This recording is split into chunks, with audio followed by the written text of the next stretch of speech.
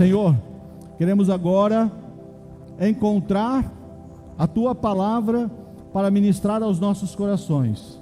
O Teu Santo Espírito, que em nós habita e que se faz presente aqui, tem autoridade e liberdade para tocar os nossos corações, modular as nossas emoções e nos levar aos lugares de entendimento, de alinhamento, de cura e libertação que o Senhor mesmo preparou, segundo a necessidade individual de cada um. Derrama, Espírito Santo, da Tua presença maravilhosa e desejável neste lugar, nesse momento. No nome santo de Jesus nós oramos. Amém. Quero falar sobre sabedoria. Sabedoria. Sabedoria é diferente de conhecimento. Podemos ter pessoas com alto grau de intelectualidade e baixa sabedoria.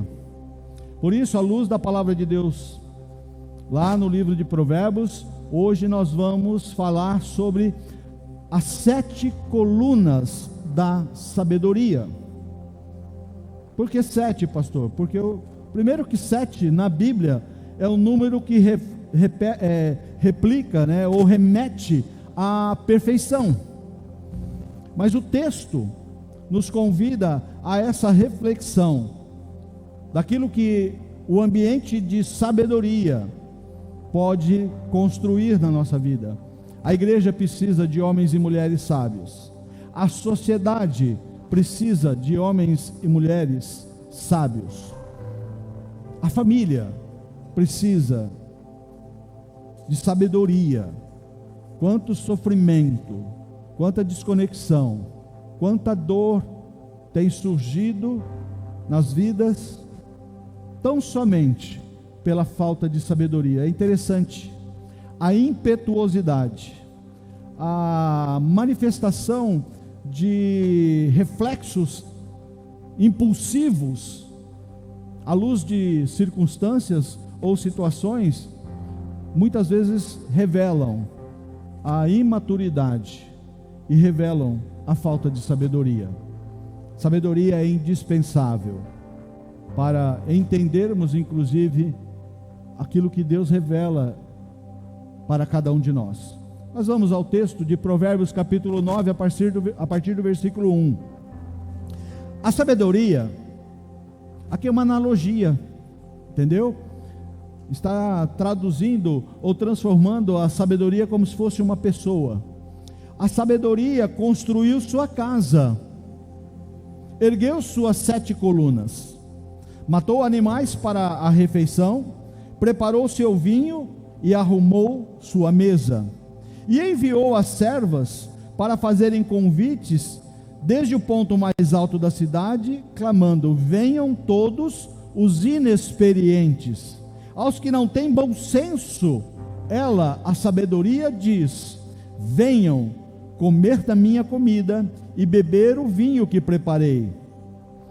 Deixem a insensatez e vocês terão vida.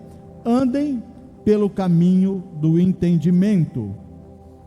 Até aqui eu já consigo entender.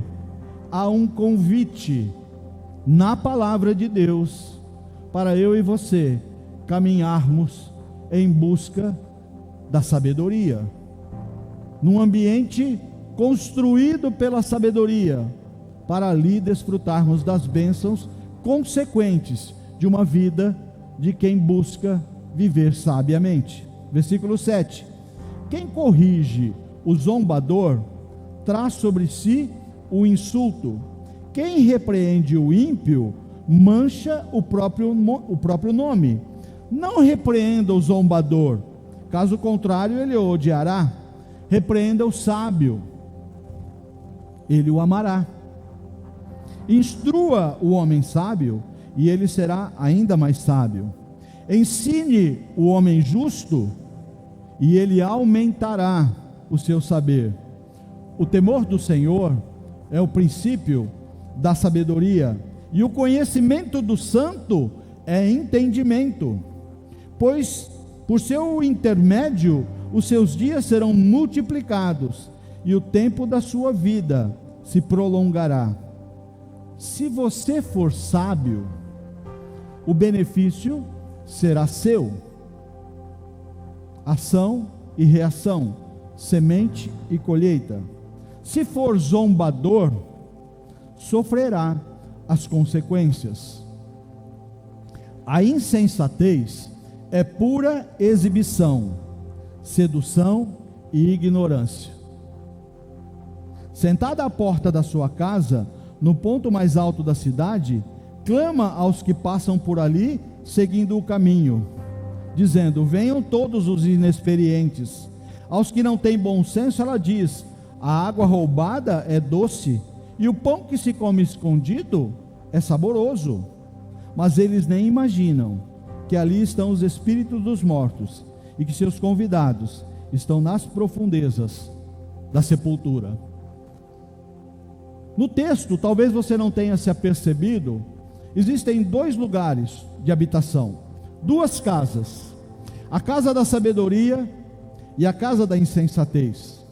Também nos fala da decisão que eu e você não podemos fugir, de como conduziremos a nossa vida. Nos instrui a entender que na casa da sabedoria eu encontro vida, eu encontro crescimento, eu encontro maturidade. As consequências da decisão de buscar a sabedoria, e para encontrar a sabedoria, o que inicia o processo da construção da sabedoria na vida do homem, não é a sua vida acadêmica, não é a quantidade de livros que ele lê, não tem a ver com desempenho, porque o que nós lemos é que o princípio da sabedoria é o quê? O temor ao Senhor.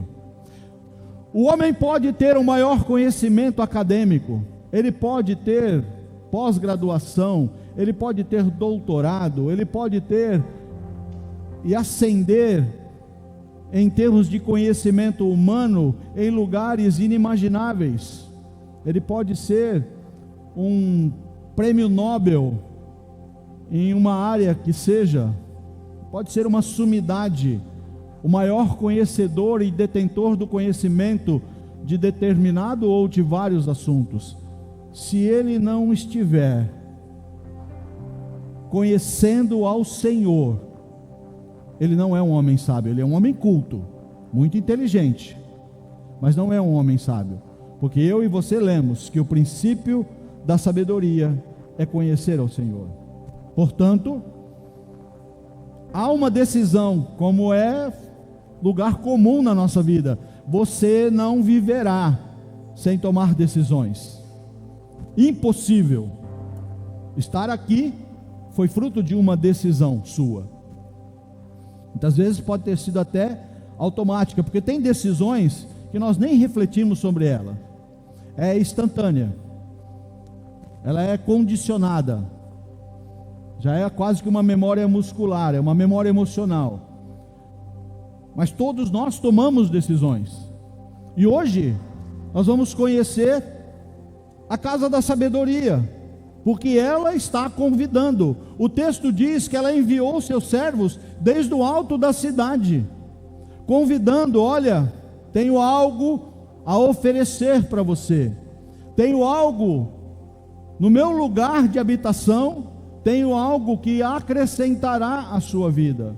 Como eu disse, a sociedade seria transformada se nós vivêssemos debaixo de princípios estabelecidos e vividos por homens e mulheres sábios.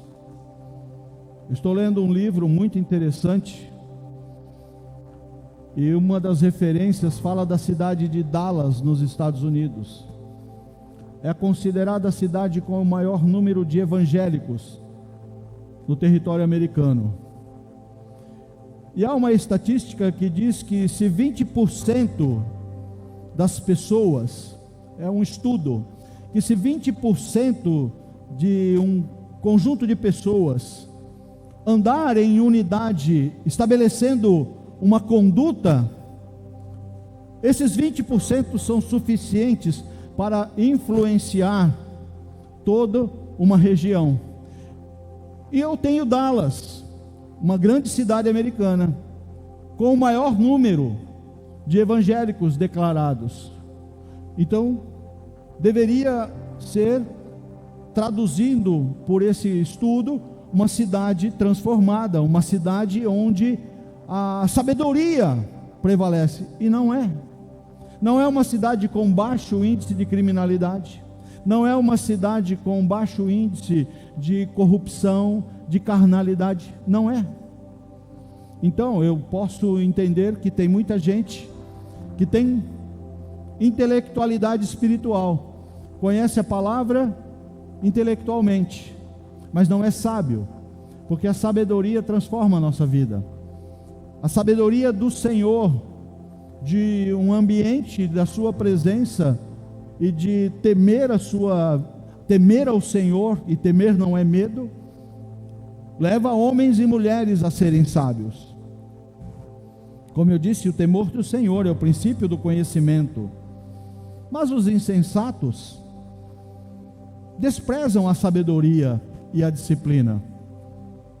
Insensato não quer saber de mudar a sua vida. Insensato quer viver na casa da insensatez. Interessante que o texto fala de 7 colunas da sabedoria, mas fala que a insensatez não está nem chamando para você entrar na casa, porque o insensato não precisa habitar, ele só precisa ser influenciado. Quando eu falo de 7 colunas, eu me lembrei que em algumas oportunidades eu e minha esposa estivemos em algumas grandes catedrais construídas nos séculos passados, e visitamos algumas gigantescas, com aquelas abóbodas, com aquele teto muito alto, muito grande, construções gigantescas, todas elas assentadas e sustentadas por grandes colunas. É impressionante a grandiosidade daquelas colunas, que são necessárias para sustentar todo o peso daquela construção. Mas a casa da insensatez é frágil. Na verdade, ela nem te convida para entrar, porque não precisa, porque você vai levar a vida da insensatez sem necessidade de habitação. Você vai vamos conduzir a nossa vida com as consequências que nós vamos ver daqueles que não decidem buscar a sabedoria. E reiterando, o temor do Senhor é o princípio da sabedoria.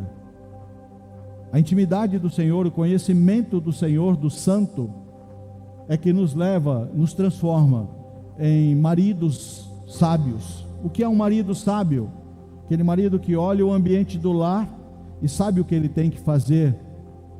Não é só a provisão, essa é importante, ser provedor do lar, mas ele olha e vê a necessidade dos filhos, de amparo, de cuidado, de paternidade. Ele vê a esposa sensível à necessidade dela. A sabedoria no coração da esposa a faz olhar para o esposo com a visão necessária de ser uma ajudadora. Olha com um olhar de misericórdia, de amor fraternal e paternal e maternal para os filhos, e assume a sua responsabilidade. A sabedoria te transforma num empregado honesto, íntegro. A sabedoria promove mudanças estruturais no coração do homem, por isso que ela tem que transformar a sociedade. Enquanto a insensatez leva ao caos, à destruição e morte. Primeira coluna: coloque a sua casa em ordem diante de Deus. Matou animais para a refeição, a sabedoria não te convidou para conhecer a sua casa? Ela está preparando um banquete para você, ela está se preparando para te receber. Matou animais para a refeição, preparou o seu vinho e arrumou a sua casa. Isso remete à provisão, que são os animais, à alegria, que é o vinho, e a casa arrumada, porque ela arrumou a mesa. Como é que está a sua casa? como está o lugar da sua habitação? Falando especificamente, porque casa também pode traduzir a sua vida. Mas antes de perguntar sobre a sua casa, a sua vida, eu quero perguntar como é que é o ambiente da sua casa, do seu lar. É organizado, é limpo ou é muito bagunçado? Você, filho, filha que está aqui comigo, como é que é seu quarto? Você convive tranquilamente num ambiente bagunçado, caótico? Teve uma vez que meu pai precisava de um empregado para trabalhar numa propriedade dele. E nós ficamos sabendo de uma pessoa que se encaixaria, que talvez estivesse disponível. E eu e meu pai fomos lá conversar com esse rapaz. E nós chegamos lá no interior do Mato Grosso. E ele não estava lá, ele estava trabalhando. A esposa nos recebeu a mim e meu pai e nos convidou para entrar. Você já ouviu falar de casa de chão batido? Quem sabe o que é uma casa de chão batido? É uma casa que não tem piso, é terra. A casa desse casal era uma casa de chão batido. Antes de entrar na casa eu já vi aquilo que a gente chama de terreiro, né? Que é a parte externa da casa, limpa, tudo organizado. Quando eu entrei dentro da casa de chão batido, limpa, varrida. As panelas de alumínio, a casa era de madeira, estavam penduradas nas paredes, brilhavam. E eu falei para o meu pai: olha, uma casa dessa traduz pessoas que são organizadas, pessoas que são pessoas íntegras.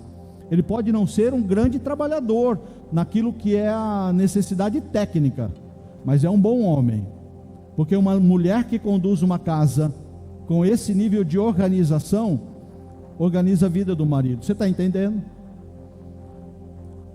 O mal, a influência do mal, os espíritos malignos, eles habitam no meio do caos. Eles trazem transtorno emocional, muitas vezes porque o ambiente em que você vive é um ambiente bagunçado, que traduz inclusive a bagunça da sua mente, a bagunça das suas emoções. Uma coisa está interligada com a outra. Agora eu pergunto, como é que está a sua casa espiritual?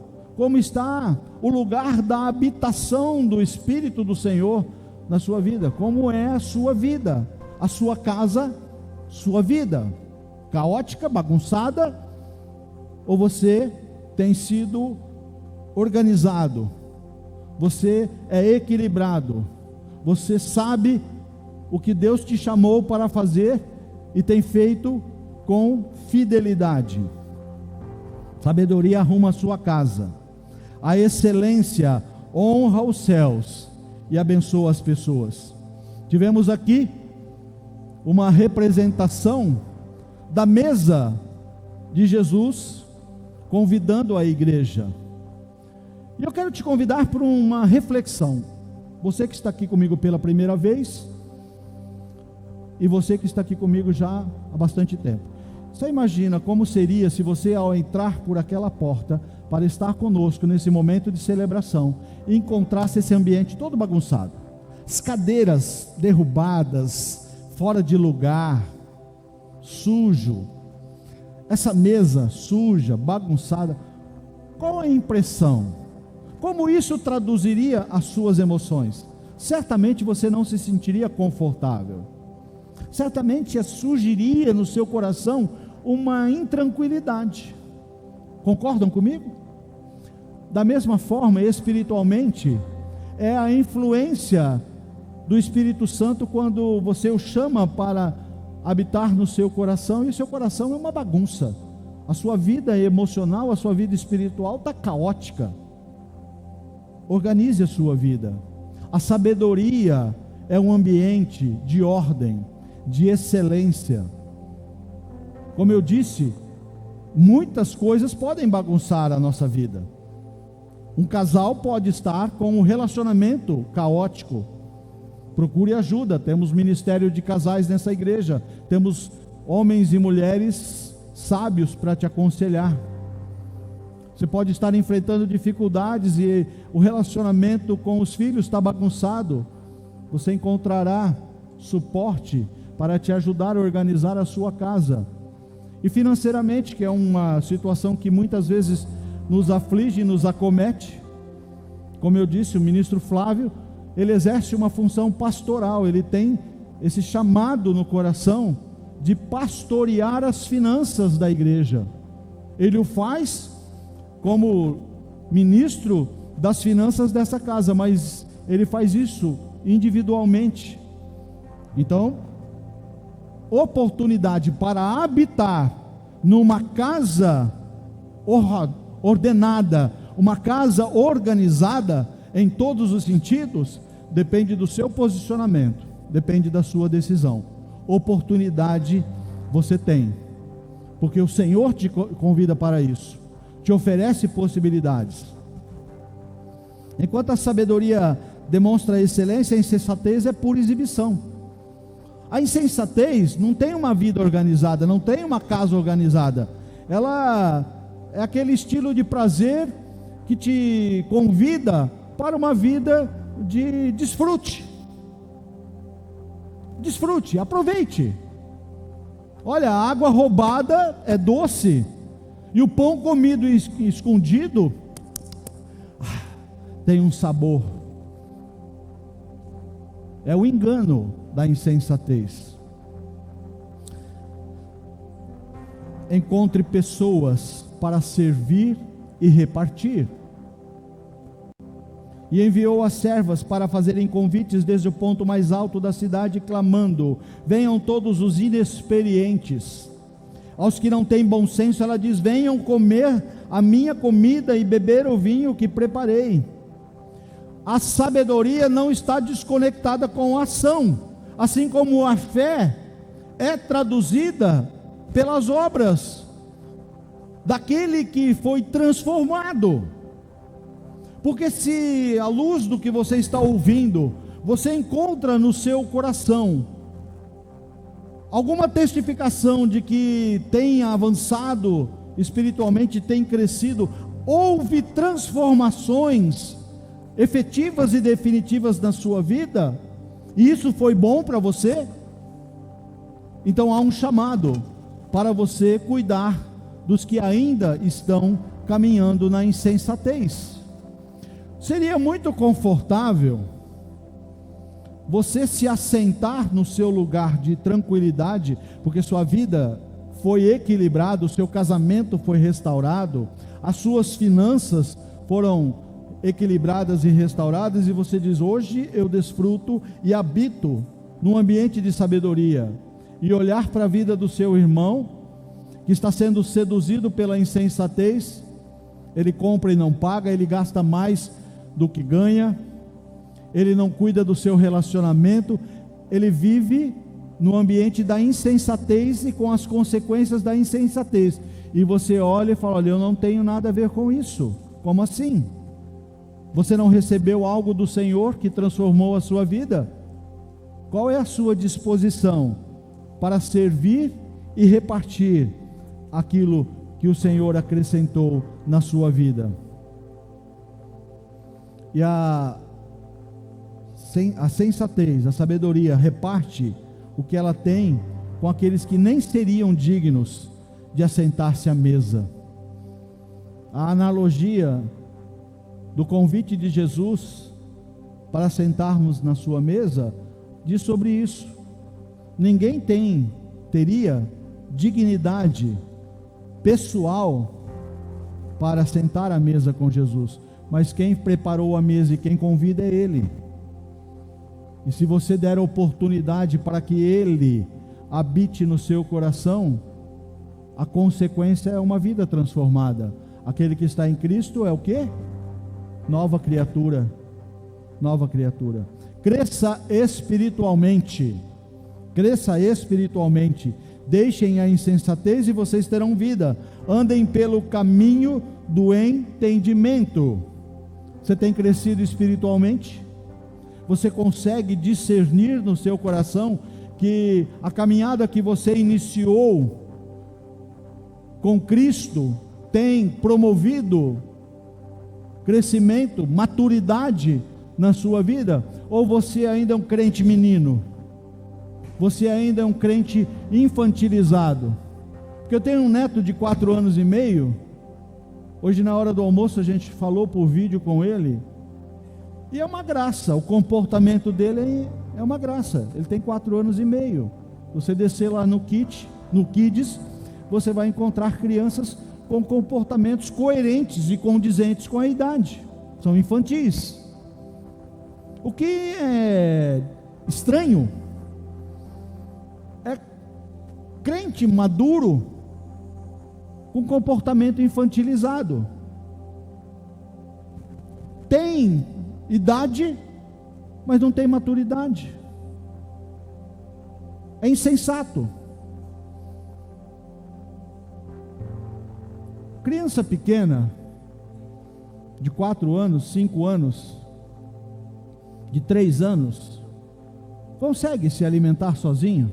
Preparar a sua comida? Quem tem criança aqui sabe que não consegue. Você, papai, mamãe, precisa preparar a comida. Alguns precisam dar na boca. E vai havendo uma evolução. Daqui a pouco a criança já está, bagunça tudo, derrama mais do que come, mas já está conseguindo a mobilidade de levar a comida à boca. Mas ela não preparou a comida, foi você que preparou. Você está conseguindo entender a analogia? Isso é um processo natural. Agora, é natural um jovem de 20 anos, 22, 26 anos, uma jovem da mesma idade, depender que a mamãe e o papai façam a comida e se deixar ainda leve a boca? Não é normal. Então, o que é normal na vida cotidiana? É você, sabendo que precisa se alimentar, busca a sua própria alimentação. Agora vamos falar da alimentação espiritual. Paulo fala dos bebês que precisam do leite, porque são bebês, eles não conseguem digerir comida sólida. Mas fala, olha, nessa altura da vida vocês eram para ser mestres. Vocês já têm tempo que estão aprendendo e já eram para ser mestres, e vocês continuam bebês, crianças. Você sabe aonde tem alimento para você? Você sabe. Alimento espiritual, você sabe aonde tem. Você veio aqui hoje, eu estou te entregando uma comida pronta. Ela foi preparada, está sendo servida para você. Isso é bom. Eu também gosto de ir em algum restaurante, passar num lugar que serve lanche, uma comida que chega para mim já pronta, preparada. Mas a maioria das vezes eu tenho que preparar a minha comida. Eu gosto de ouvir pregadores que me alimentam com uma comida que eles prepararam, mas eu preciso me alimentar. Eu sei aonde tem comida para mim. Por isso, a maturidade, o crescimento espiritual não depende de quem está oferecendo comida para você, porque você não come uma vez por semana. Você pode vir aqui uma vez por mês, uma vez por semana, e talvez a gente só se encontre nos domingos. Mas se você não se alimentar durante a semana, você fica fraco. Na quarta-feira você já não tem condições de trabalhar, você está fraco. Espiritualmente é a mesma coisa. Hoje você está sendo alimentado, amanhã prepare a sua comida. Amanhã encontre um reforço de alimentação. Amanhã prepare você uma comida. Ande próximo de pessoas sábias e maduras espiritualmente. Também vai uma pergunta: as pessoas que você caminha, que gozam da sua intimidade, como elas são? Você pode dizer que elas são sábias, que elas têm maturidade? Ou você gosta da galera da bagunça, aqueles amigos da curtição, que são a tradução do convite da insensatez? Vamos comer um pão roubado, vamos comer um pão escondido, vamos tomar uma água roubada. Quem são as pessoas que influenciam você? Quem você tem deixado influenciar a vida dos seus filhos? Hoje com a internet é um negócio muito sério. Tem alguns influencers malignos aí que têm promovido um caos na vida de jovens e adolescentes. Vou nem citar o nome deles, mas você sabe que tem alguns aí que são demoníacos, no nível de uma influência maligna. E a gente muitas vezes não toma nenhuma atitude em relação aos filhos que estão comendo comida estragada, que estão caminhando na influência de pessoas que não são sábias e nem maduras espiritualmente falando. Então eu quero te fazer um convite. Não ande com pessoas que não sejam sábias. Eu não estou falando pessoas intelectuais, tá? Não é para você procurar só quem tem faculdade, não. Sabedoria, como eu disse, é outra coisa. Sabedoria é aquele homem que na sua simplicidade sabe olhar o que está acontecendo e entender o que Deus quer fazer. Essas são pessoas sábias. Eu tive um avô que ele era semi-analfabeto, mas ele era de uma sabedoria exemplar, porque ele olhava a vida na perspectiva do que Deus poderia fazer. Então ande com pessoas sábias. Andando perto de pessoas zombadoras, ímpias, sendo influenciadas por elas, você cairá no mesmo comportamento. Mais dia menos dia, você estará agindo conforme as pessoas que estão influenciando você. O texto fala: para quem corrige o zombador, traz sobre si o insulto. Quem repreende o ímpio, mancha o próprio nome. Não repreenda o zombador, caso contrário, ele o odiará. Repreenda o sábio, e ele o amará. Sabe como você identifica como as pessoas são?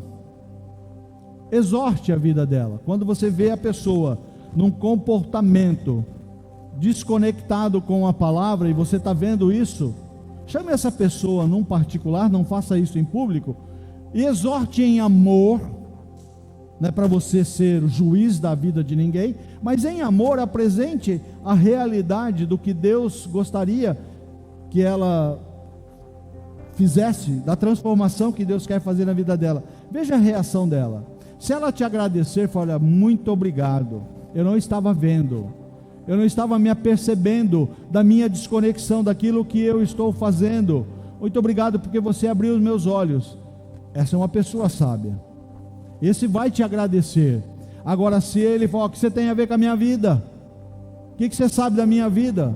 Eu não pedi opinião. Sabe essas pessoas reativas, que quando você exorta, quando você em amor quer levá-las, tirá-las da casa da insensatez e levá-las para o ambiente da sabedoria, elas se sentem atacadas, se sentem violadas. Esses não são os sábios, e com esses você não precisa e não deve ter intimidade. E eu não estou dizendo aqui que você deve rejeitar quem quer que seja. O teu chamado é para amar as pessoas, e porque você ama, você vai se desdobrar, fazer o possível e o impossível para que aquela vida seja transformada, porque a sua foi. Se você hoje é um homem ou uma mulher que vive os princípios do Senhor, e isso traduz numa sabedoria, o teu chamado é influenciar pessoas. Mas você não precisa ter o comportamento e a intimidade com quem tem um comportamento insensato. Então ande próximo de pessoas sábias e maduras espiritualmente. Instrua o homem sábio, e ele será ainda mais sábio. Ensine o homem justo, e ele aumentará o seu saber. Se você tiver um apontamento para melhorar o meu comportamento e o meu posicionamento, te dou toda a liberdade, porque eu quero ser um homem sábio, eu quero ser mais sábio, eu quero ser mais posicionado, e de repente você vai me ajudar. De repente a sua visão, a sua forma de ver pode me ajudar. Se não for algo que eu consiga aproveitar, ainda assim sou grato pela sua iniciativa.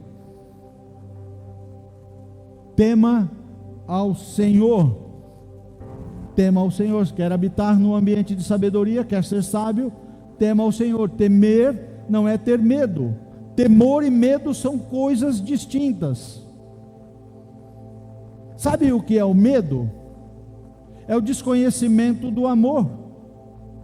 Nós temos medo daquilo que nós não conhecemos, porque a palavra de Deus diz que o verdadeiro amor lança fora todo medo. Então o medo é falta de amor. Vencer o medo não é a coragem. Vencer o medo é encher o coração de amor do Senhor. O temor do Senhor é o princípio da sabedoria, e o conhecimento do santo é entendimento. O respeito por Deus, temor ao Senhor, significa de forma prática amar a presença, amar a palavra, amar a igreja, amar e comungar com a liderança, amar um chamado que Deus tem para a sua vida, amar o seu corpo, cuidar dele, porque o seu corpo é um presente de Deus. Você não é dono dele, ele pertence ao Senhor.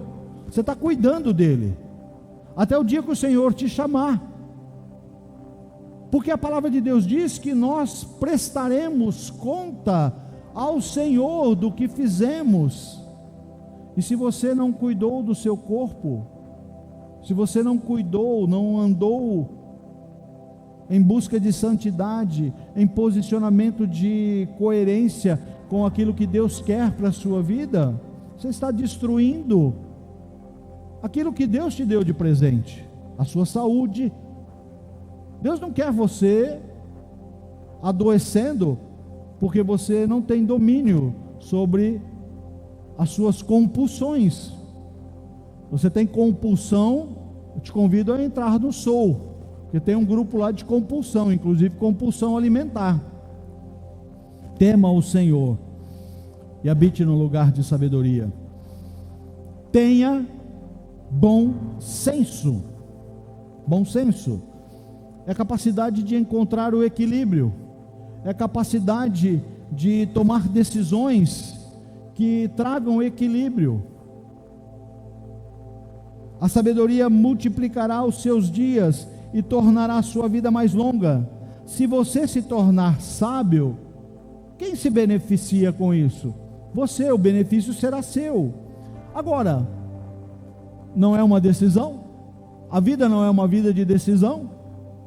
Se você desprezar a sabedoria, sofrerá as consequências. Está na sua mão, está na nossa mão, decidirmos como vamos conduzir a nossa vida, decidir o que faremos, decidir se habitaremos na casa da sabedoria, ou se daremos ouvido ao chamado da insensatez. Quem anda na sabedoria tem seus dias multiplicados e a vida longa. Sabe, um dos mandamentos da lei de Moisés que recebeu do Senhor diz respeito a honrar pai e mãe. Honra o teu pai e a tua mãe. É um mandamento com uma consequência objetiva. Honra o teu pai e a tua mãe, para que se prolonguem os teus dias na terra que o Senhor teu Deus te dá. Tem muito jovem morrendo antes do tempo, porque é rebelde, é desobediente. O meu pai nunca deixou, antes dos meus 18 anos, eu ter uma moto. Ele tinha condições de me dar uma moto. Eu e meu irmão compramos um consórcio escondido dele. Não foi certo, mas estávamos pagando esse consórcio. Eu já tinha 18 anos completo, o meu irmão já estava na casa dos 20, quando nós já era habilitado, quando nós fomos premiados nesse consórcio e adquirimos uma moto cada um. Meu pai ficou muito decepcionado. Meu pai ficou, porque ele tinha muita preocupação, ele tinha medo que nós nos envolvêssemos em acidentes. Tem dia que passam uns meninos aqui, né, nessa avenida aqui, que dá medo. Eu tenho certeza que os pais não apoiam, não aprovam, depois tem um acidente, é a consequência de não honrar pai e mãe. Todo ambiente de desonra, todo comportamento de desonra tem como princípio o pecado e tem como consequência a morte. Não é só desonrar pai e mãe que leva à morte. O homem que não honra o matrimônio está matando o casamento, e a esposa também. O empregado, o colaborador que não honra o trabalho que tem, o emprego que tem, ele não honra o seu patrão, é aquele que fala mal da empresa, é aquele que fala mal do chefe, ele está matando as possibilidades de ser aprovado e receber promoções. Quem é que quer pessoas que andam em desonra? Então a desonra traz a morte em outros cenários também. E sétima coluna e última coluna: viva uma vida de integridade e verdade. Deus ama a integridade. Integridade não é comportamento social, viu? Integridade não é a pessoa que paga as suas contas. Eu sou um homem que tenho dificuldades com dívidas. Eu sofri muito em algum momento na minha vida, devendo e não tendo condições de pagar. Graças a Deus consegui honrar todos os compromissos, mas ficou uma lição muito forte no meu coração. Eu não convivo bem com dívidas, não gosto de comprar no crédito. Estou aprendendo, o ministro Flávio tem me incentivado, né, por causa dos pontos, né? Eu tenho uns pontos lá, não sei nem o que eu faço com aquilo lá. Nunca usei. Não gosto de comprar a crédito, não gosto de dever. Mas uma pessoa que paga suas contas não quer dizer que é um homem, uma mulher íntegra. Integridade é aquilo que não é fracionado, porque a integridade que o Senhor ama é o homem e mulher que diante do Senhor são íntegros, são inteiros, não são divididos, não põem o pé em duas canoas, como se diz, não servem a dois senhores. Integridade é aquilo que você oferece de um relacionamento determinante, completo. O Espírito Santo tem você por completo. Você não reservou só uma parte do seu coração para a habitação do Espírito Santo. Integridade diz respeito, olha, a minha vida pertence ao Senhor, tudo que tenho e tudo que sou, eu deposito nas mãos do Senhor, porque Ele sabe me conduzir melhor do que eu mesmo. Ele me conhece, Ele me criou. Como diz o salmista, sabe do meu deitar e sabe do meu levantar, e todos os meus dias foram escritos pelo Senhor. Deus sabe cada circunstância, e no meu futuro Deus já está me esperando. O que eu preciso e que você precisa é, através da sabedoria que principia pelo temor do Senhor, saber aonde o Senhor quer nos levar e aonde Ele está nos esperando, porque essa trajetória, esse processo, esse caminho, Ele estabelece, Ele provê e Ele alinha. Agora o insensato diz assim: olha, eu não quero saber o que Deus está preparando, ou o que Ele me preparou, o chamado do Senhor. Eu quero tomar a água roubada e comer pão escondido, eu quero curtir a vida. Eu tomo as rédeas da minha vida e eu decido o que eu faço dela. Essa é a tradução literal da insensatez. Sabe qual é a consequência? Olha o chamado: venham todos os inexperientes. Gozado, interessante, que a sabedoria também chamou os inexperientes. A sabedoria também chamou os que não têm bom senso. Mas para quê? Para transformação, para mudança, para viver organização, para ter a vida organizada e entender que a partir dessa plataforma Deus quer te impulsionar. Mas o convite da insensatez é o mesmo e é direcionado para as mesmas pessoas. Venham. A insensatez também está chamando: venham todos os inexperientes e os que não têm bom senso. Ela diz: a água roubada é doce e o pão que se come escondido é saboroso. Chama as mesmas pessoas, mas oferece uma proposta diferente. A sabedoria te chama: renuncia. A sabedoria fala para o teu coração: olha, do jeito que você está vivendo, não é o que Deus quer para a sua vida. A sabedoria, que principia pelo temor do Senhor, faz-te ouvir a voz do Espírito Santo e te diz: olha, tenho coisa melhor para fazer com a sua vida, tem um caminho mais assertivo. Na verdade, eu tenho o caminho para te apresentar, que é Cristo Jesus. A sabedoria está te convidando para a perpetuação da sua vida, porque a sabedoria vai te levar a entendimento do que a obra do Espírito Santo faz, de te convencer que você é pecador, e como pecador carece da graça e da misericórdia, e te apresenta: olha, Cristo Jesus morreu por você, pagou o preço dos seus pecados. A sabedoria está dizendo isso.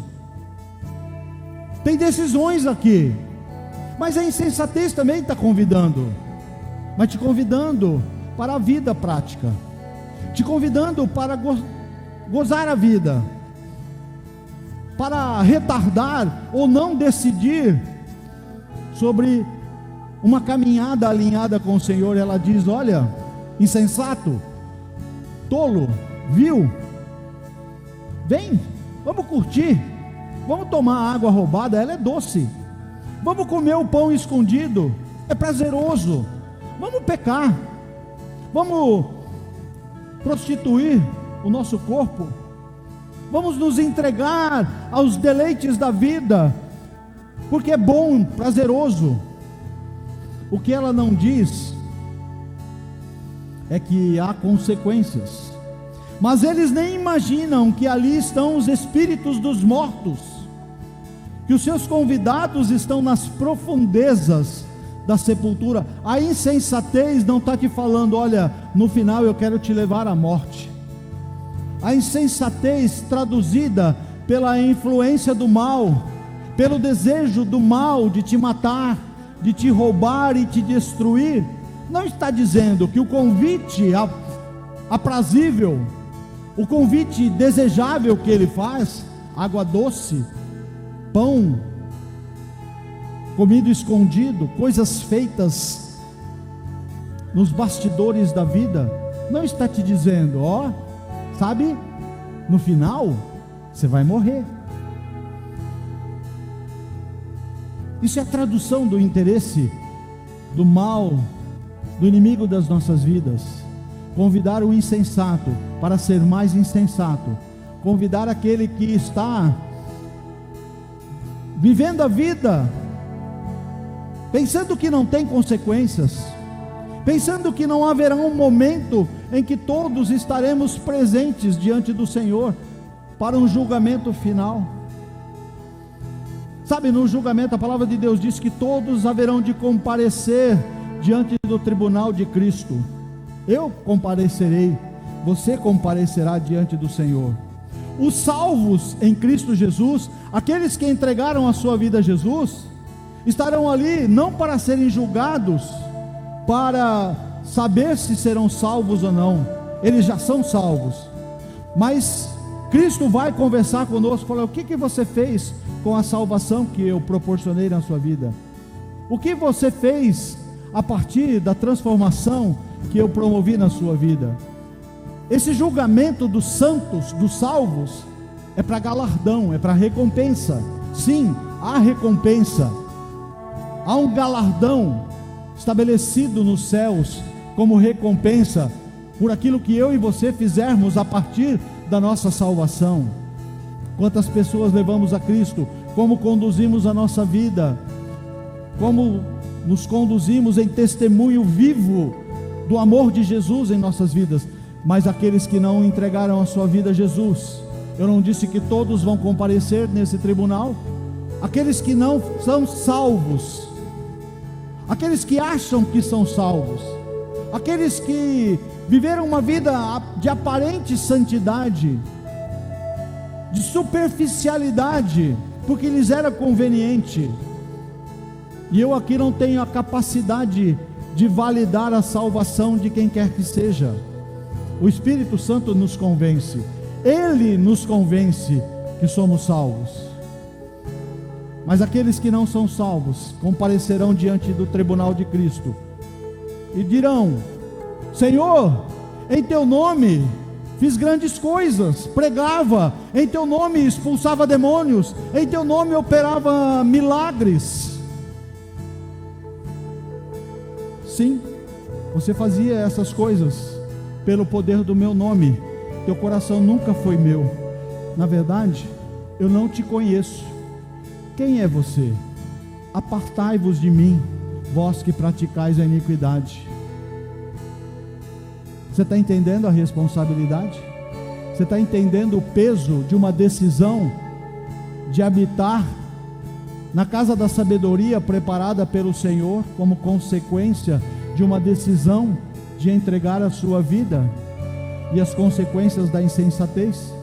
Aonde você quer habitar? Qual casa você quer morar? Levante-se, vamos encerrar. Quais são as colunas que você precisa erguer na sua vida para andar em sabedoria e vitória? Qual casa você quer habitar? Qual casa você habita hoje? Como é que está a sua vida hoje? E eu quero agora apelar para aqueles que entenderam que para habitar na casa da sabedoria, para andar em alinhamento, na intimidade com o Senhor, para conhecer ao Senhor, precisam conhecer a Jesus, porque Ele é o único e vivo caminho. Eu sou o caminho, a verdade e a vida. Ninguém vem ao Pai senão por mim. Você só encontrará Deus através de Cristo Jesus. E se você ainda não entregou a sua vida a Jesus, você pode achar que é uma boa pessoa, você pode achar que é um homem, uma mulher socialmente aceitável, as pessoas gostam de você, mas se você não tem Jesus no seu coração, você habita no lugar da insensatez, porque você está caminhando para a morte. Mas essa é uma noite em que a salvação pode chegar na sua vida, através da sua decisão. Há alguém que quer aceitar Jesus como seu Salvador? Só levante a sua mão, onde você estiver, nós vamos orar por você. Tem alguém que quer aceitar Jesus como seu Salvador? Levanta bem alto, filhão. Tem um jovem aqui. Aqui, Renan. Aqui também. Tem um jovem aqui. Rogério. Tem um menino ali. Mantenha a sua mão erguida. Você está decidindo: eu quero entregar a minha vida a Jesus. Eu quero entregar a minha vida a Jesus. Só Jesus salva. Só Jesus salva. Não há outro nome dado nos céus e na terra pelo qual possamos ser salvos. Só Jesus. Mais alguém? Mais alguém quer entregar a sua vida a Jesus? Pega a sua mão, nós vamos orar por você. Meu desejo é te conhecer. Eu quero fazer mais um apelo. Eu quero apelar para aqueles que querem tomar uma decisão de transformar, de habitar no lugar da sabedoria. Talvez até hoje algumas decisões, ou a maioria das suas decisões, não foram decisões providas de uma sabedoria humana, de uma sabedoria divina. Você tem agido com a insensatez, mas hoje você quer mudar a sua vida. Você quer alinhar o seu coração, mas você não tem muitas vezes forças para promover isso na sua vida. Mas há um convite. A sabedoria mandou seus emissários convidando para um banquete, presença. Banquete diz intimidade, banquete diz presença, acolhimento. Quantos querem entrar na casa da sabedoria para ter a sua vida transformada e alongada? Bênçãos consequentes. Se você deseja isso para a sua vida, vem aqui à frente, eu quero orar por você. Aqueles que querem habitar na casa da sabedoria, aqueles que querem transformação, aqueles que querem rejeitar a insensatez, aqueles que querem fugir do lugar da insensatez, porque entenderam que o chamado do Senhor é para transformação, para mudança. Sabe, deixa eu falar uma coisa para você. Tudo, absolutamente tudo que você permite que Deus mude e transforme na sua vida é para melhor. É para melhor. Acontece que é diferente. Não é o que você gosta. Não tem a ver com os seus prazeres. Tem a ver com o que Deus sabe que é importante e Ele quer fazer na sua vida. Então tudo o que Deus faz é a tradução da sua vontade. E a palavra de Deus diz que a vontade de Deus é boa, ela é agradável e ela é perfeita.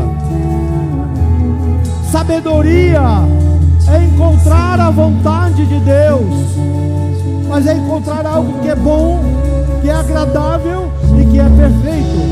Porque você não está habitando no lugar da sabedoria, porque você não está construindo a sua vida nas colunas da sabedoria. Se fortaleça, se renda, se entregue.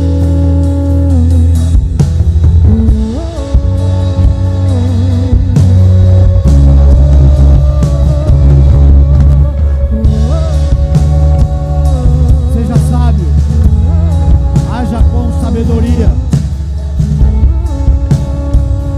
O livro de Isaías, capítulo 1, versículo 19, diz: se vocês estiverem dispostos a obedecer, comerão os melhores frutos dessa terra. Deus não quer que você coma migalhas. Deus não quer que você coma comida estragada. Deus não quer que você se alimente das sobras. Deus não quer que você coma pão escondido e beba água furtada. O Senhor está dizendo na sua palavra: se você quiser, se o teu coração desejar, segundo a minha vontade para a sua vida, você comerá os melhores frutos dessa terra. Sabe isso que quer dizer? Você terá o melhor casamento, você terá o melhor namoro, você terá o melhor relacionamento, você terá o melhor lugar para trabalhar. Deus trará sobre sua vida o melhor dessa terra, mas é segundo o que Deus estabelece. O padrão de Deus é diferente, mas é o melhor. Que todos, indistintamente, desejem, a partir de hoje, rejeitar a insensatez que te leva para a morte e abraçar a sabedoria que te convida. Tema o Senhor, esteja sábio, tema o Senhor e prolongue a sua vida. E um último apelo que eu tenho feito todos os domingos nesse horário: eu quero orar por cura.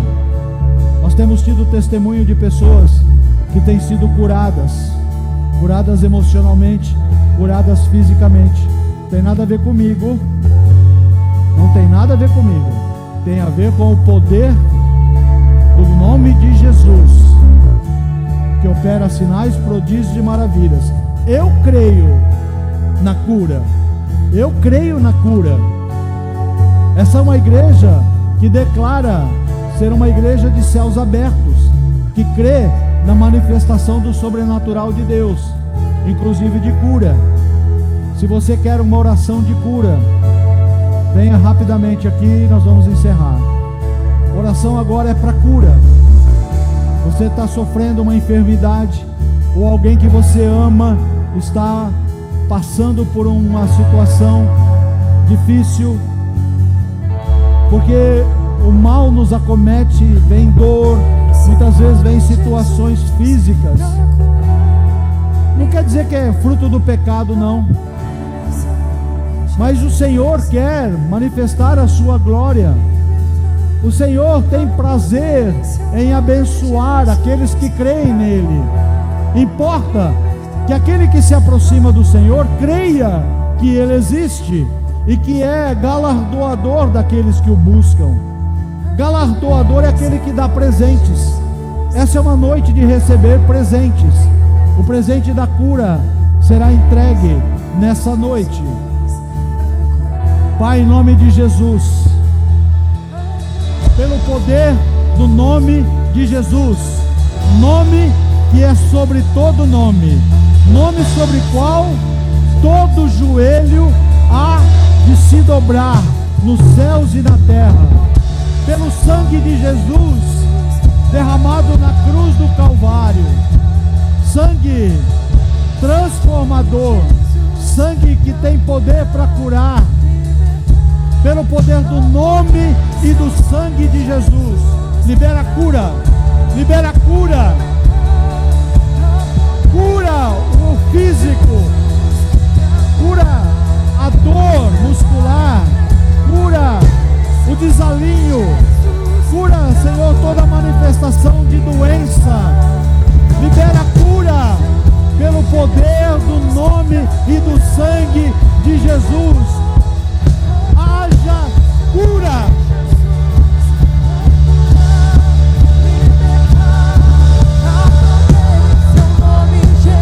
Vai derramando cura, vai curando, vai curando, vai visitando o Espírito Santo, vai curando, vai curando, vai curando, vai curando. Curador no corpo, curador nas articulações, curador na cabeça.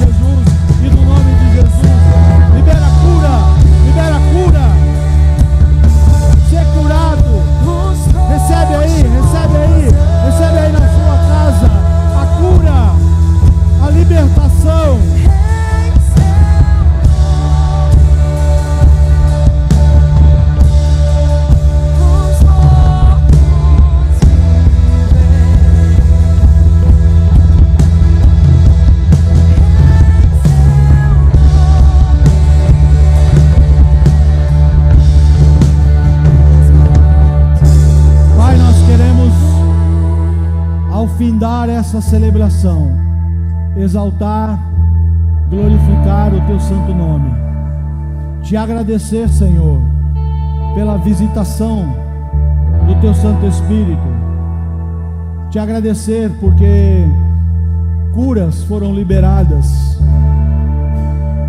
haverão testificações, testemunhos para a tua honra e para a tua glória. A honra e a glória te pertencem, Senhor.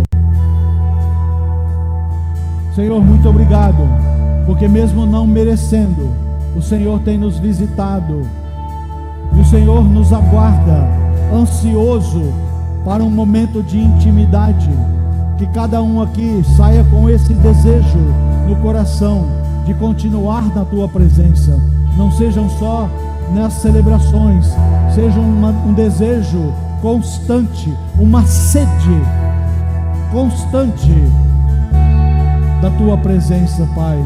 Visita, guarda, sustenta, abençoa a tua igreja, pelo poder do nome de Jesus nós oramos. Amém, amém e amém. Louvado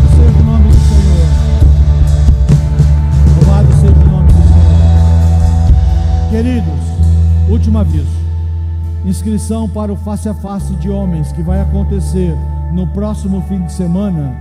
Hoje é a última oportunidade, tanto para trabalhar como para passar. É a última oportunidade. Se você sente que é o seu momento, é agora.